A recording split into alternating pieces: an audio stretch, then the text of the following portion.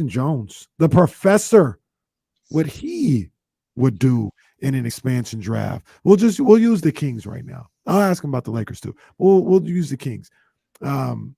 Jason Jones of the Athletic, the professor, as we like to call him, Elon Casey. Happy Hip Hop Day. I had to shout out Dr. Dre. Yes, indeed. Yes, indeed. Make sure you guys listen to KSFM this Friday from 3 to 7.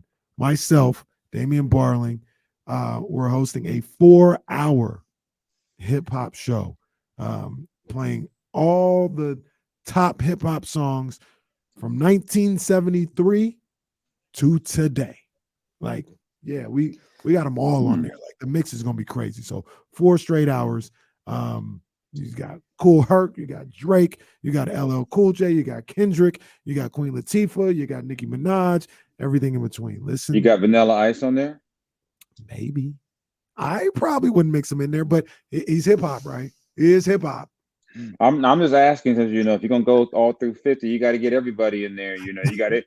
Because folks act like they wasn't dancing to that back when I was back in the day, and now they're like, "Oh, we didn't like him." Like, no, y'all liked him too for good 8-12 minutes. They're doing that Running Man out there, the ice. They used to have Hammer versus Vanilla Ice debate when I was in school. That was hilarious. Looking back, that was Who you with, Vanilla Ice or MC Hammer? I did try to do a halftime show with Vanilla Ice right next to our set, hanging off of this makeshift set, screaming "Go Turtle, go Turtle, go!" right in the middle of halftime. Like, what are we supposed to do? What are you people doing?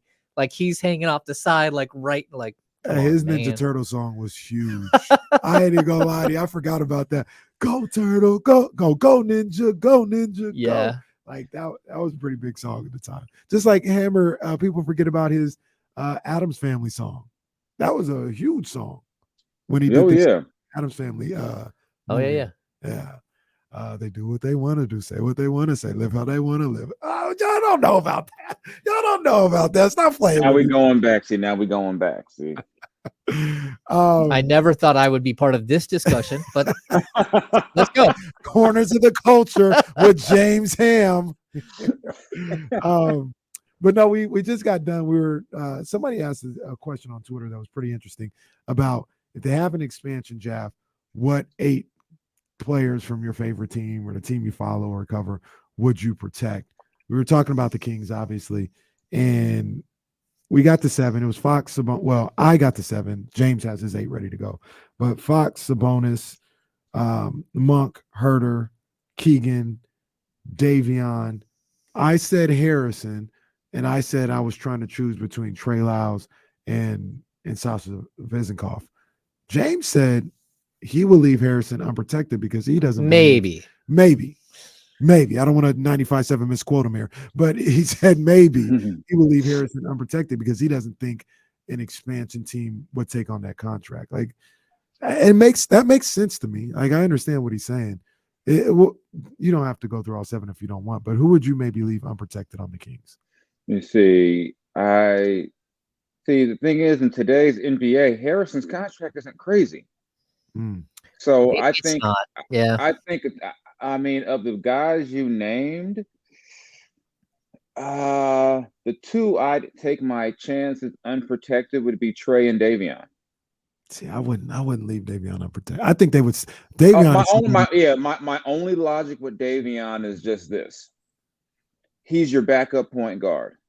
Looking down the road, how much are you going to really pay him to keep him, or risk another team?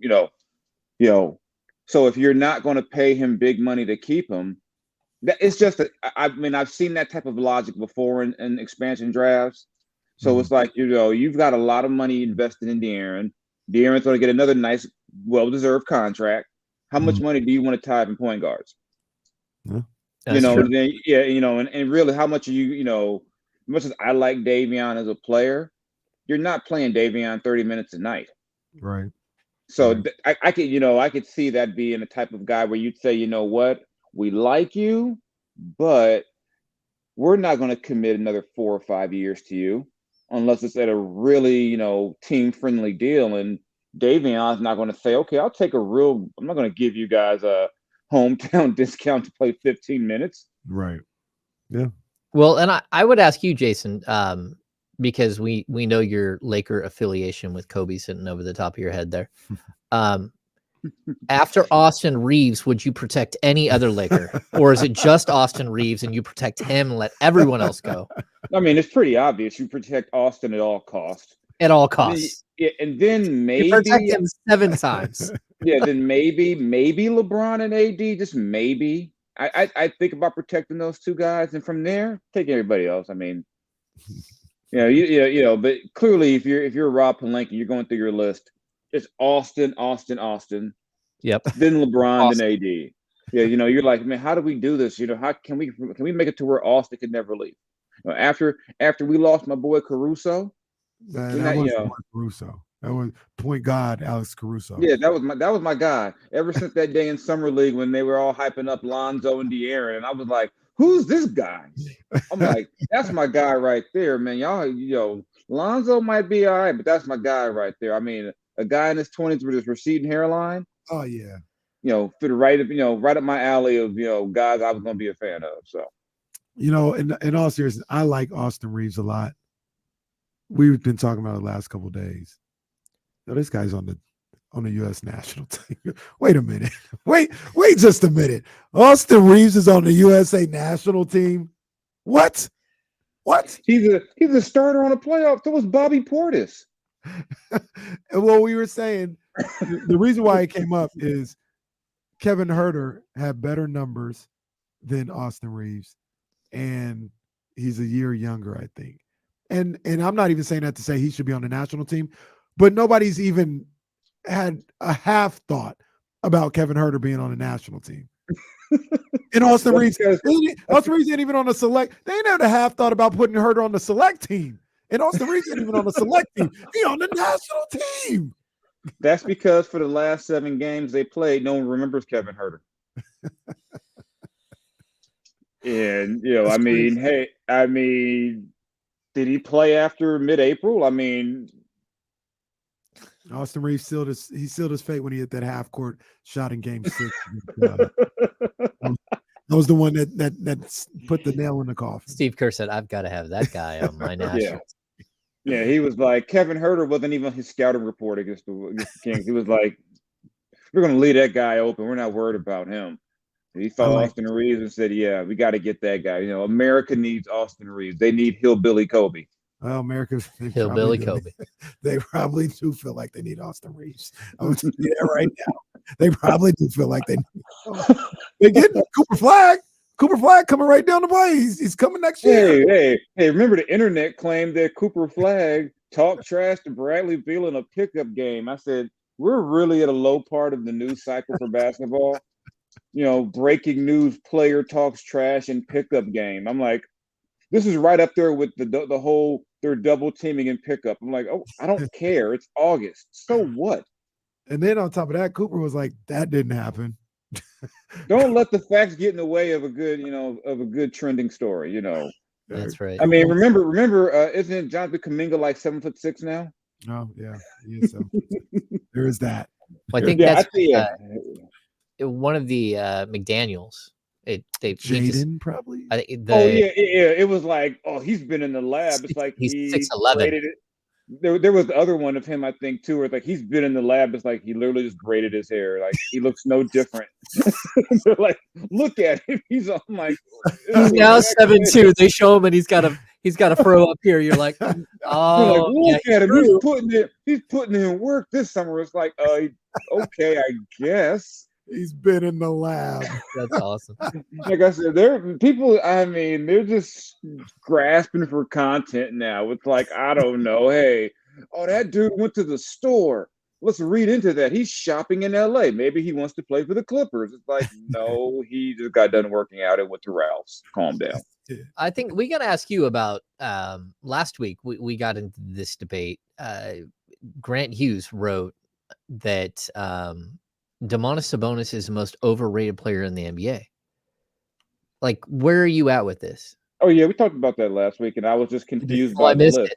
I was just confused by the list because I was like, in what world is Valanciunas like highly rated. Like, I don't understand. Like I said, we're just at the part of the year where we're just grafting for content. I mean, I've been there where it's like, you know what, it's August. The editor says we need something on the page. Okay, let's see. Let's figure out projected lineups and what could this guy do to improve, and why isn't the 10th guy in the rotation getting more minutes? Well, he's 10th, and there's 9 guys ahead. It's just that time of year, and that's why I'm like, hey, enjoy movies, enjoy your Netflix, all that stuff, and and I'll be glad when preseason football is over, because I can't stand all these stories people are writing about. Like my guy from the Browns, they're like the third string quarterback. Oh, he's got a future. We see this every preseason. Some guy who's the third, like, he will not, if he's playing in a game for the Browns, they've got some major issues. No need to disparage DTR that way. I'm not disparaging him. I get you gotta cover what you're covering, but I saw all these DTR think pieces. Like, what? I'm like, it generally, unless you're Josh McDaniels playing Josh Jacobs in the Hall of Fame game last year. Oh no, that was most coaches. Most coaches don't play their best players, especially in the Hall of Fame game. Yeah, I don't know if people truly forget. I think Josh should hold out until week 1 just because of that from last year. He made the guy who led the league in rushing play in the Hall of Fame game. He played in the Hall of Fame game along with rookies. That is some crazy talk. I couldn't believe when I saw him out there running at the Hall of Fame game. I said, "Is this a rookie year, Jay? Is this a throwback game or something like that? Are you trying to fight to get on the team? This can't be now. This can't be established Josh Jacobs out there playing in the Hall of Fame." I was done right there. I was like, "See, I told you guys. Told you."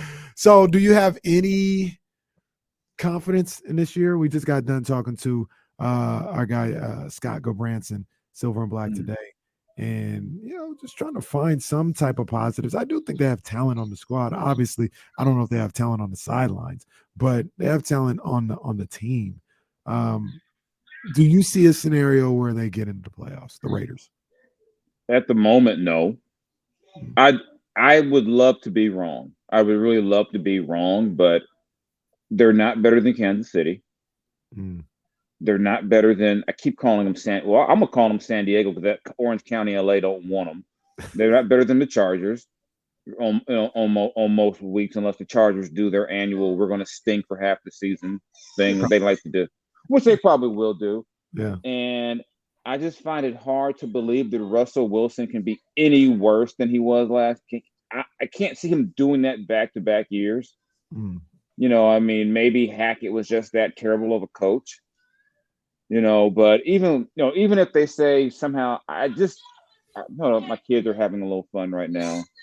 I told them I was busy, so now they want to, whatever. Hold on. Hey, be quiet. Oh.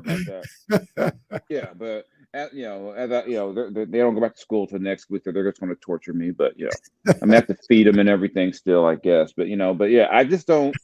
It doesn't feel realistic right now. I hope I'm wrong. I hope once you get to a season, things can go crazy. Injuries happen. Maybe you catch a hot streak. I just don't have a. I mean, I still have questions about the defense. The whole idea, well, just another year in the system. I'm like, the system wasn't great. I mean, this is the same system last year that let Baker Mayfield get off a Southwest flight, get an Uber to the plane, and then drive like 99. I don't want to hear about your system when I had to watch that last year. Say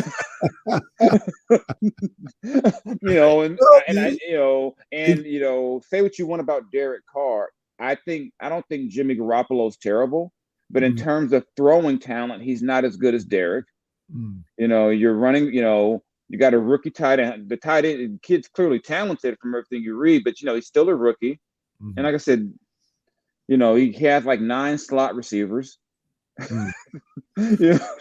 So I mean, Jason, I don't know. You got to understand, this is a process. It's a process, as Josh McDaniels said. Even though they had made the playoffs the year before, Josh comes and he says it's a process. Well, what's the process? Destroying the team? Is that the process? Because it can't be getting back to they just were in the playoffs. What's the process? It's a classic Sacramento Kings move. You pay a coach for 6 years or 4 years to coach 2 years. That's what his process is. Because I'm sitting there going, okay, so it's a process, but you just went out and got Devontae Adams.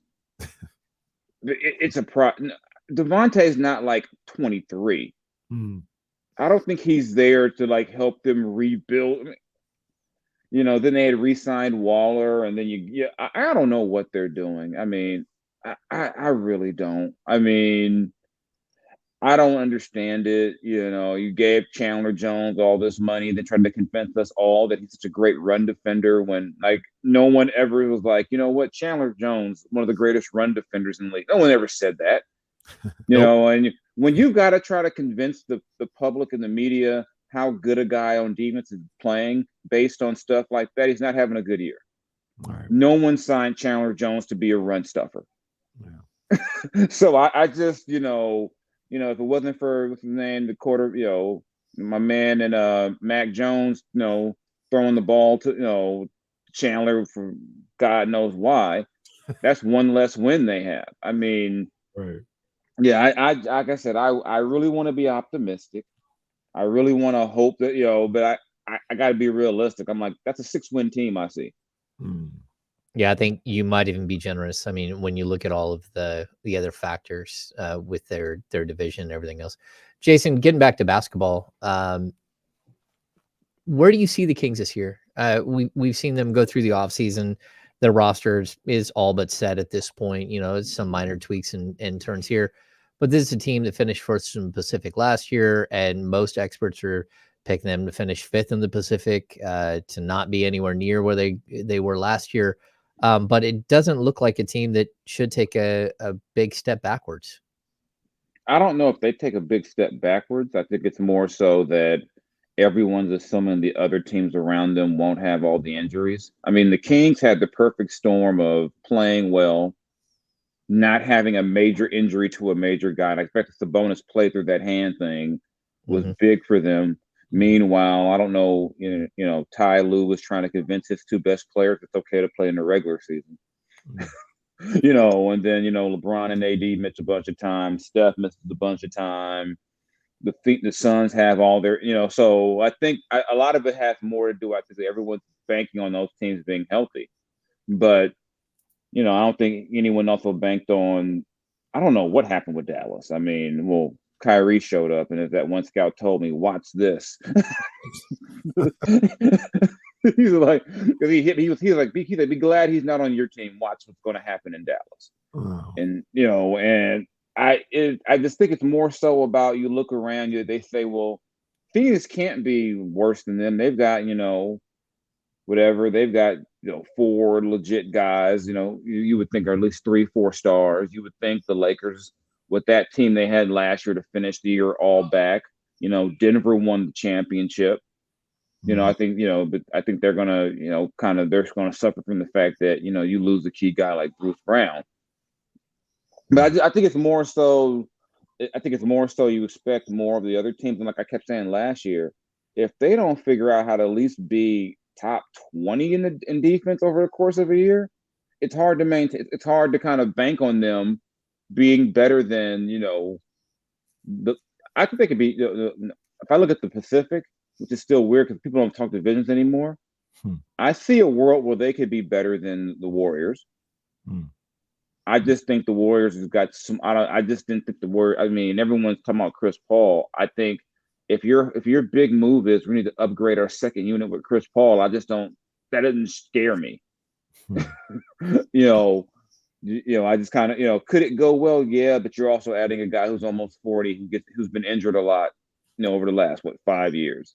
Yeah. I think and I just, for me with the Kings, I just wonder about, if they play teams with size that are healthy, like, the Lakers are still a bigger team than them.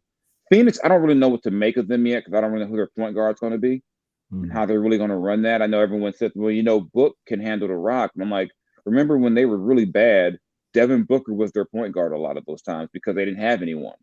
Yeah. So, I mean, there's a lot of questions about that. And I'm a big, let's wait till we get to around Christmas. Usually around Christmas, you have an idea. Teams aren't going to, that's when teams start making moves and you realize, okay, I've got a hole here I got to fill. And then you get to that point in January where, all the guys signed this summer can get traded. Mhm. So, True. yeah. So, I mean, I don't really get to, everything looks great right now because it's 2K. It's 2K season for the offseason. Like, you plug everything on 2K, you can say this team is better, this team is better, this team is better. But Yeah. to me, the Kings are still a top 6, top 7 team in the West. It's just a matter of where you're going to slot them. Does the injury bug hit you this year? You get lucky with that or not. There's a lot of different things that can happen. So I don't, to me, it's kind of like the whole overrated list. What do we really know on August 8th? Yeah, I'm with you, Jay. I could not let you go without talking to you and asking you how excited you are for NC State to come to Memorial Stadium and this epic conference clash that's going on. I joke, I'm sick about what happened to the Pac, whatever you want to call it. I mean, I don't know what to say. I'm just like, I have no interest in Cal hosting North Carolina. I mean, we've seen it as a non-conference game, but I'm not interested in having to wake up at like 8 in the morning every Saturday when they're on the road playing, getting their heads beaten in the Eastern time zone. Like, do we really need to see Cal and Stanford travel to Florida State? I mean, it sounds cool, but that not as a member of the same. I mean, I don't know. It's just crazy. I have said, and I don't know if Cal and Stanford are going to be a part of this because, maybe they feel like they're, a little too high status for something like this. But I think whatever happens with the Pac, whatever, you can go to 8 again, you can go back to 10 or whatever. And I know this isn't where all the money is, so they wouldn't do it, but they just need to focus on being the best basketball school possible. Turn into the AAC when, the Big East was disbanded, or, the Big West and, all these other, heavy basketball conferences. That's what they need to do, because obviously football is not going to happen. It's tough for it to happen on the West Coast in general after something like that splits up. Just try and be the best basketball conference you could be. Go get some basketball schools. Problem with that for Cal is they paid a lot of money for the renovations for that stadium. Somebody's going to play football there on Saturday.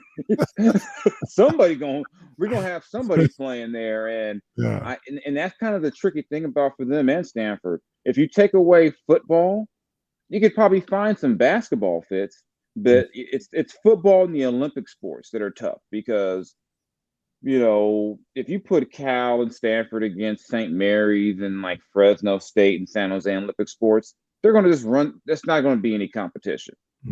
For in the pool and stuff like that, and then basketball. Well, we saw what Cal was in basketball last year, so I really can't even say that, But yeah, it's just if you would have told me a year ago, it'd be like, well, maybe Cal and Stanford can go to the ACC for a year or two. I'd have been like, why? But now it's like, hey, we need that money. So hey, if that means you got to travel all the way out there 4 or 5 times a year, it's just. I think it wouldn't surprise me if years down the road, we're all revisiting all this realignment and going, man, we got to get back to something that makes a little more sense. I mean, I know SC is getting that money, but I know a lot of SC fans, and I'm ready for their complaints when they have to go to Purdue in November and they lose. Or they got to go to Rutgers in November and they're mad. We had to go 3,000 miles and it was no, you wanted them. You got the It would not surprise me if however many years down the road we see this thing revisited and they're like, you know what, that was fun and all, but we don't like having to fly all the way out there. Because I mean, it sounds cool for Michigan, Ohio State, Penn State, but do you really want to go out there? Indiana, I don't see West Coast fans getting hyped for Indiana to come to California. Indiana at the Coliseum. Matter of fact, Indiana at the Rose Bowl. Nobody's going to that one. No, I don't see people getting hyped up for that Boilermaker game down there, or Northwestern's going to be in town. You know, like I said, it sounds great on some way. The other ones, I'm like, yeah, I don't see my homies all flocking to the Coliseum to watch Indiana No, come to Illinois in town. Y'all, let's get ready. absolutely. The professor, Jason Jones, we appreciate you pulling up on us and being flexible today too, man. No problem at all, y'all. I'll get back to watching more Netflix stuff now if I can write about it. Good seeing you, Jay. All right, yeah. Talk to y'all later.